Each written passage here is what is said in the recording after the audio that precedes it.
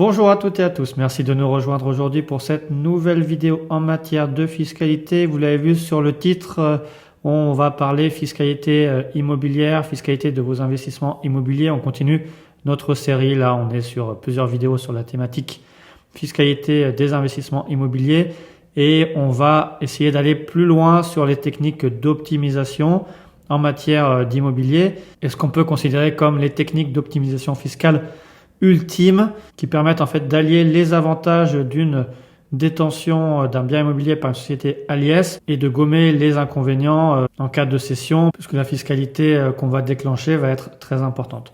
Donc on va voir dans cette vidéo cette technique d'optimisation fiscale ultime.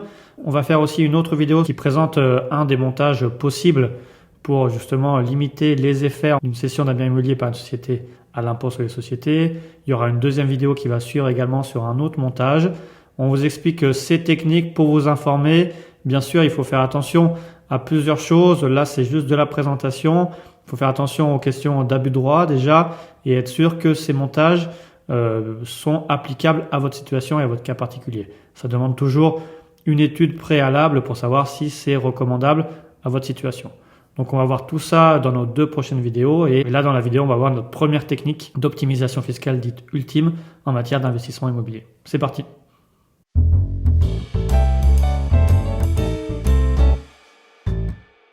Alors effectivement, bien sûr, avant de commencer, on vous invite à vous abonner, à liker la vidéo, à la partager au plus grand nombre pour qu'on puisse vous apporter de plus en plus de contenu gratuit en matière de fiscalité.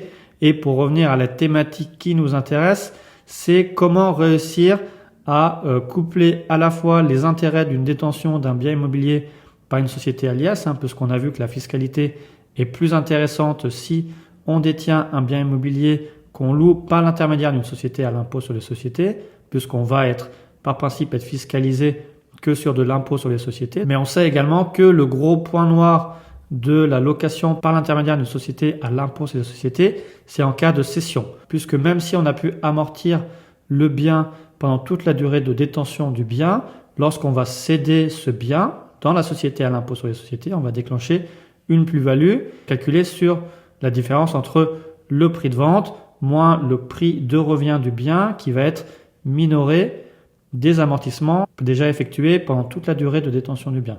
Donc finalement, on va déclencher une grosse plus-value et une plus-value imposable au taux de l'impôt sur les sociétés sans pouvoir bénéficier des abattements pour durée de détention. Donc c'est la grosse problématique lorsque vous allez louer un bien par une société à l'IS. Et d'ailleurs, je vous renvoie à notre vidéo où on a présenté les intérêts et les avantages de la location par intermédiaire d'une société à l'IS.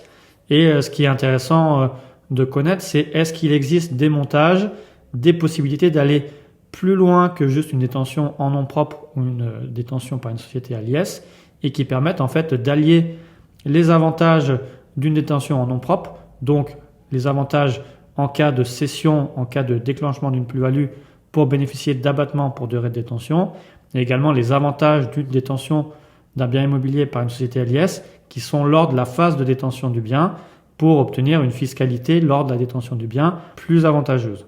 Donc on va passer sur nos slides pour vous expliquer plus précisément quelle première technique on peut vous proposer pour justement bénéficier des avantages en matière de détention et également lors de la cession du bien.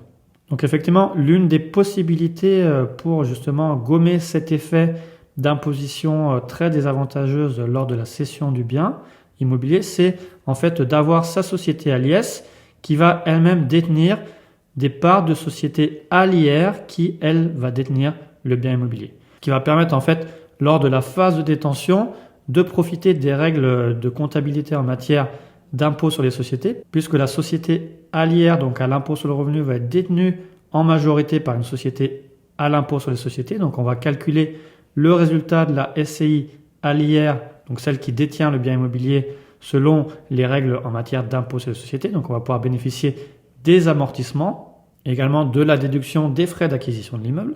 Grâce à ce petit article du CGI qui a toute son importance, qui est ce 238 bis K du Code général des impôts, et ce qui va nous permettre d'être considéré comme si on louait ce bien par l'intermédiaire d'une société à l'IS et de bénéficier de tous ces avantages. Ensuite, lorsqu'on va vouloir céder le bien immobilier, c'est là que va rentrer Le bénéfice de ce montage, c'est qu'en fait, on ne va pas céder directement le bien immobilier, mais on va céder les parts de la SCI à l'impôt sur le revenu qui elle-même détient le bien immobilier.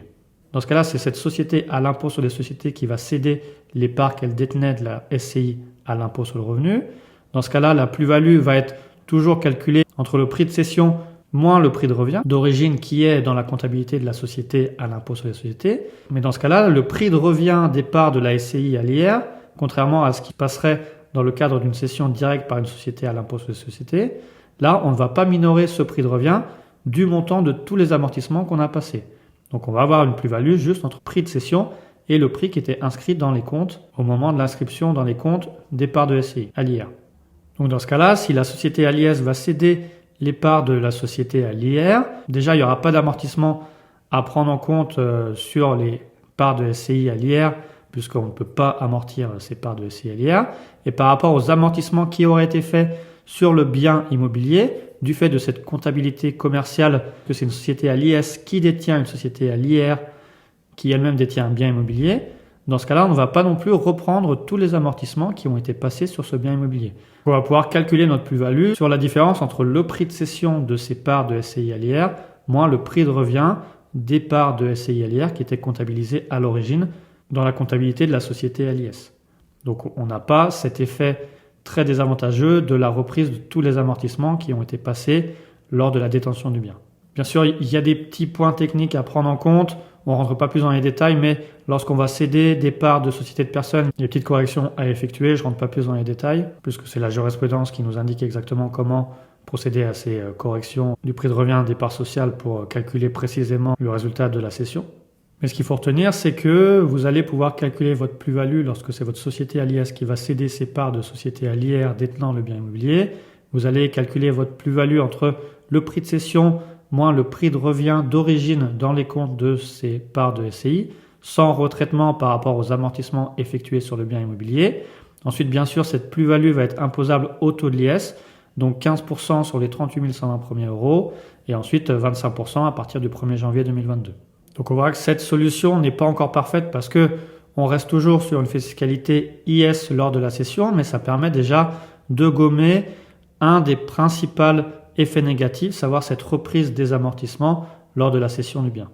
Bien sûr, comme on l'a dit en début de vidéo, on vous présente ces montages à titre informatif. Il faut regarder pour chaque situation, est-ce que c'est intéressant pour vous?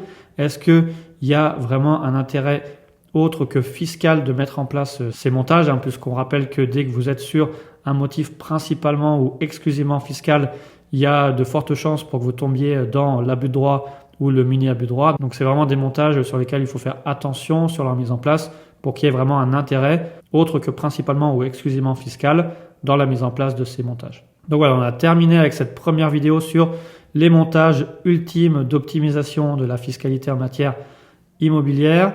On vous invite encore à liker la vidéo, à la partager au plus grand nombre et à vous abonner à notre chaîne YouTube. Vous pouvez nous laisser en commentaire toutes vos questions pour qu'on y réponde le plus rapidement possible.